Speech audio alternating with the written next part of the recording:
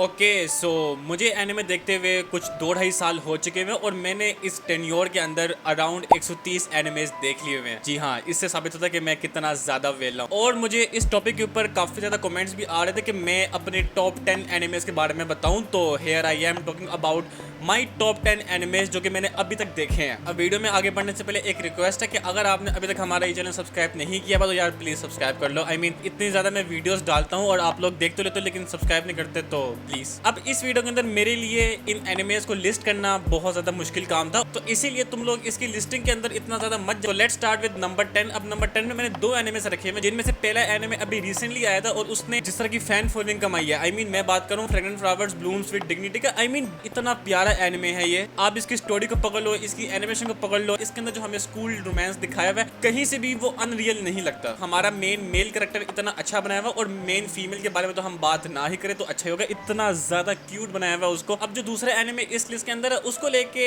मेरे थोड़ी बहुत मिक्स से फीलिंग्स है जब मैंने वो एनिमे स्टार्ट किया, लेकिन जैसे ही मैं वो एनिमे देखता तो मुझे उस एनिमे के अंदर ज्यादा मजा आना शुरू हो गया था। और ये वो वाहिद एनिमे है जिसको मैंने पहले जापानीज के अंदर देखा था और फिर मैंने इंग्लिश के अंदर भी पूरा देखा था। मैं बात करूँ काउबॉय बीबॉप की। आई मीन इतना चिल एनिमे है ये, और इसके अंदर की एनिमेशन अगर मैं उस साल को देखूं जिसके अंदर ये एनिमे रिलीज हुआ था तो उस हिसाब से बहुत ज़्यादा कमाल की एनिमेशन है। और इसके अंदर जो सारा वो स्पेस का दिखाया हुआ है वो सब कुछ बहुत ज़्यादा मज़ा आया था। और जो करेक्टर्स है, आई मीन स्पाइक के बारे में बात करूँ और फायर के बारे में बात करूँ, जो कनेक्शन हो गई थी वो बहुत ज़्यादा कमाल की थी। और हाँ, मिक्स फीलिंग्स मुझे इसलिए थी क्योंकि इस एनिमे के अंदर जो हमारी मेन स्टोरी है उसको बस चंद एपिसोड के लिए ही कवर किया जाता है, लेकिन उसके बावजूद वो सब कुछ देखने में बहुत ज़्यादा मज़ा आया। अब मैं अगर नंबर 9 के बारे में बात करूँ तो इस लिस्ट के अंदर मैंने जो एनिमे रखा हुआ है उसको सुन के तुम लोग मुझे गालियाँ निकाल सकते हो, लेकिन इट्स जस्ट माई ओपिनियन और तुम लोगों की ओपिनियन चेंज हो सकती है। नंबर 9 में मैंने डेथ नोट रखा हुआ है। अब डेथ नोट मेरा फर्स्ट एनिमे था और मुझे ये एनिमे देखने में बहुत ज़्यादा मजा आया, लेकिन आई थिंक ये सिर्फ मेरा एक पर्सपेक्टिव था जिसकी वजह से मुझे इस एनिमे की एंडिंग के अंदर आगे कुछ मुझे इतना खास मजा नहीं आया था, बिकॉज इसके अंदर मैं एल वाली टीम के साइड पे था, मैं लाइट वाली टीम के साइड पे नहीं था। तो जब एल मर जाता है तो उसके बाद मेरा सारा इंटरेस्ट वगैरह खत्म होना शुरू हो गया था और फिर उसके बाद वो नोट उठा के ले आया था, वो मुझे कुछ इतना खास मजा नहीं आया था।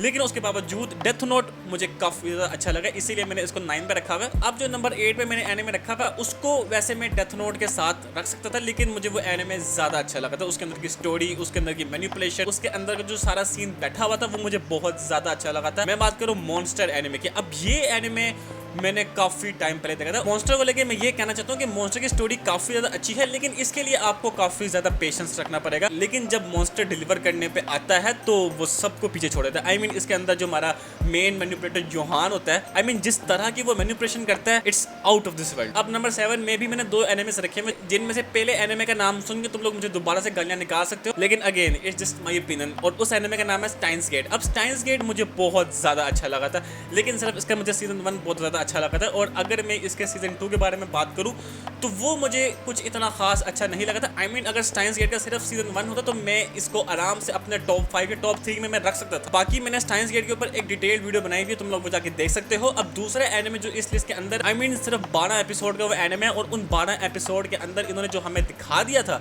It's out of this world. मैं बात करूँ वायलेट एवरगार्डन की। आई मीन इतना पीसफुल टाइप का एनिमे मैं बता नहीं सकता यार, मुझे कितना ज़्यादा अच्छा लगा था। आई मीन तुम लोग इसकी एनिमेशन को पकड़ लो, तुम लोग इसकी स्टोरी को पकड़ लो, और इस एनिमे के अंदर कुछ 1-2 ऐसे सीन्स आते हैं जिस तरह वो माँ बेटी का सीन जो होता है, ओ भाई साहब वो दिल को इतना लगता है ना। और उसके अलावा जो वायलेट की पूरी जर्नी हमें दिखाई हुई है इमोशंस को फील करने के लिए, वो मुझे बहुत ज़्यादा अच्छी लगी थी। उसके बाद नंबर 6 में भी मैंने 2 एनिमेस रखे हुए हैं, जिनमें से पहले एनिमे मॉब साइको 100। इस एनिमे के बारे में मैं जितनी तारीफ करूँ उतनी कम है। आई मीन 1 का ये एनिमे है, और अगर हम 1 के वन पंच मैन को देखें उसके मुकाबले में मॉब साइको इतना ज़्यादा मुख्तलिफ और इतना ज़्यादा इमोशनली कनेक्ट कर देता है ये एनिमे। मैंने इसके ऊपर एक डिटेल्ड वीडियो बनाई हुई, तुम लोग जाके देख सकते। लेकिन अभी अगर मैं बात करूँ इस एनिमे के बारे में तो 3 सीजन आए हुए हैं और परफेक्ट सीजन है और परफेक्टली स्टोरी एंड हुई हुई है इसकी। उसके बाद जो दूसरे एनिमे इस लिस्ट के अंदर है वो मुझे बहुत ज्यादा अच्छा लगता है, और ये एक इसी का एनिमे है। मैं बात करूं मुश्किल टेंसेई जॉबलेस रीइंकार्नेशन की। आई मीन इसका अभी सीजन 3 एयर हो रहा है और वो जितना ज्यादा कमाल का लग रहा है मुझे। आई मीन मुझे इसी का एनिमे कुछ इतने खास अच्छे नहीं लगते, लेकिन उसके बावजूद मुश्किल टेंसेई मुझे इतना ज्यादा अच्छा लगा है।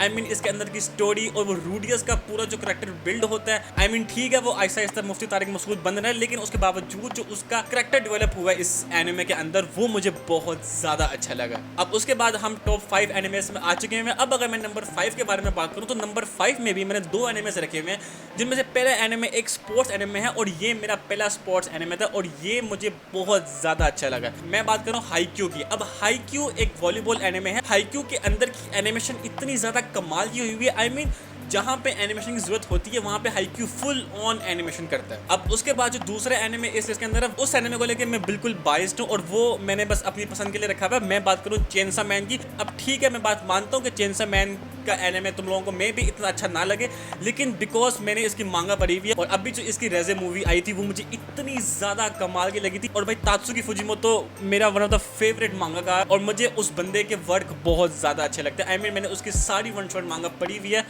और भाई बस मैं वेट करो कि यार चेनसा मैन का नया सीजन कब आएगा, वो माकीमा इस लिस्टिंग को पूरी असैसिनेशन आर्क कब कवर होगी।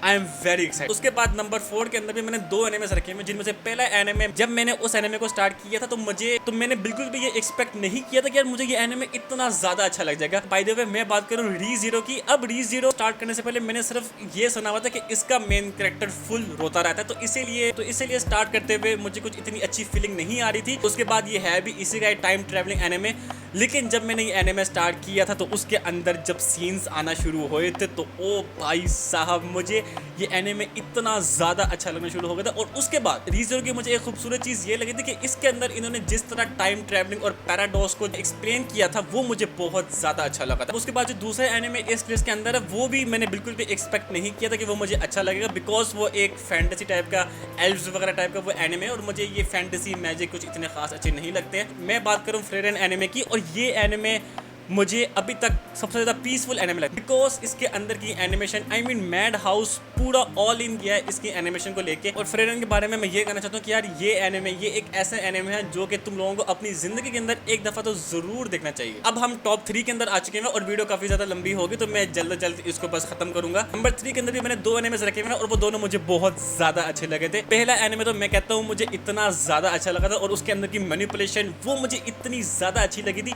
मैं बात करूँ कोड गियास की और इसके अंदर जो लुलूज होता है, आई मीन लुलूज को मैं योहान से भी ऊपर में रेट करता हूँ, बिकॉज उसने पूरी एम्पायर को मैनिपुलेट करके रखा हुआ था। और जिस तरह कोड गियास का एंड होता है, आई मीन 2 सीजन्स आए हैं और दोनों बिल्कुल परफेक्ट इसके सीजन्स थे। और एंडिंग को तो लेके मैं क्या ही बात करूं, आई मीन कोड गियास ने मुझे भी देखते देखते मैनिपुलेट कर दिया था, क्योंकि जिस तरह लुलूज एंडिंग पे आके हरकतें करना शुरू हो गए थे मुझे खुद उसके ऊपर गुस्सा आना शुरू हो गया था। लेकिन एंडिंग के अंदर आके जिस तरह वो पूरा पलटी खा गया। इसके अलावा जो दूसरे एनिमे इस के अंदर है वो तो एक नोस्टैल्जिया उस एनिमे को लेके।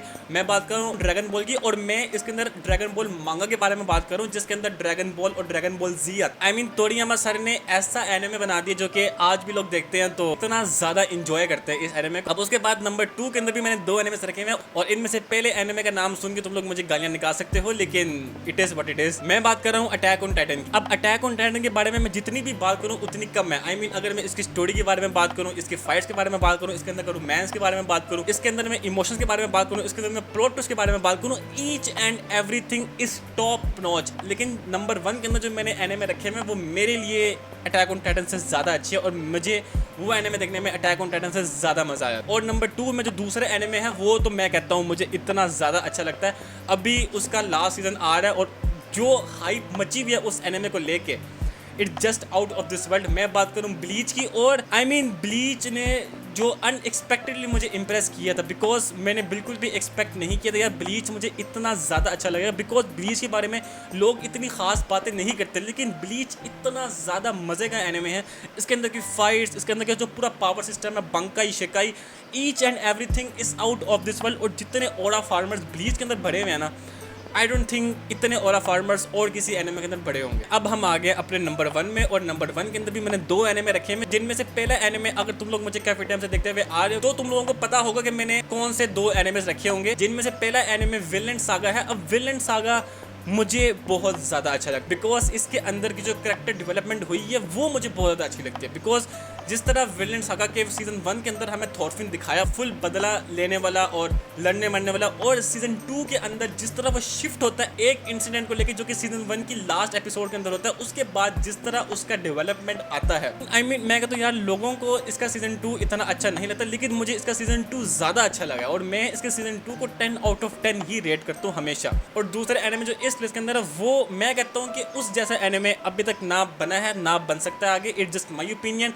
और तुम लोगों की ओपिनियन चेंज हो सकती है। मैं बात करूँ वन पीस की। अब वन पीस एक ऐसा एनिमे है जो कि 1000, 1100, 1200 एपिसोड तक वो एनिमे चल रहा है, अभी तक चल रहा है, और जो वो चीज़ डिलीवर कर रहा है और लोगों को मज़ा भी आ रहा है वो देखने में। हमें पीक फाइट्स दिखाई हुई है, हमें पीक रोमांस दिखाया हुआ है, हमें पीक कॉमेडी सीन्स दिखाए हुए हैं, हमें पीक पावर सिस्टम दिखाया हुआ है, हमें वर्ल्ड की डार्क रियलिटीज़ के बारे में दिखाया हुआ है। तो ये थी मेरी टॉप 10 एनिमे की लिस्ट। और तुम लोग मुझे कमेंट्स में बताओ कि यार तुम लोग मेरी इस लिस्ट से कितना ज़्यादा एग्री करते हो और तुम लोगों के टॉप 10 एनिमेस क्या है। तो यह इसी के साथ आज के लिए बस इतना ही। आई होप आपको आज की वीडियो पसंद आई होगी। आइए तो हमारे इस चैनल को सब्सक्राइब कर दें और मैं मिलता हूँ आपको अपनी किसी नेक्स्ट वीडियो में। तब तक के लिए अल्लाह हाफिज़ एंड 7